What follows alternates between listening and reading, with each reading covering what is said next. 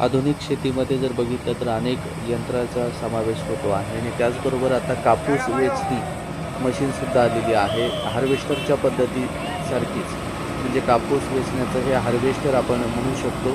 बघू शकता कशा पद्धतीने कापूस वेचला जातो आहे आणि हे सर्व व्हिडिओ आपल्यापर्यंत पोहोचवत आहे.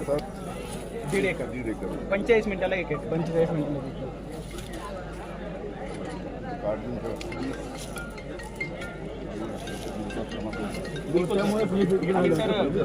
कापूस वेचणी यंत्र आहे आणि कापूस वेचणी यंत्र हे शक्तिमान कंपनीचं आहे. इथून कापूस आत घेतला जातो. जशी पाहिजे तशी व्हरायटी आहे. अशा पद्धतीने कापूस वरती स्टोर होतो. वरती कापूस पूर्ण वेचून टाकला जातो. हे शक्तिमानचं कापूस वेचणी यंत्र आहे. आपण पाहतोय सध्या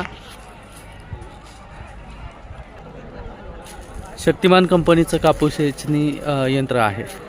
सध्या आपण याचा डेमोसुद्धा पाहिलेला आहे. तो डेमोसुद्धा तुम्हाला दाखवतो आहे.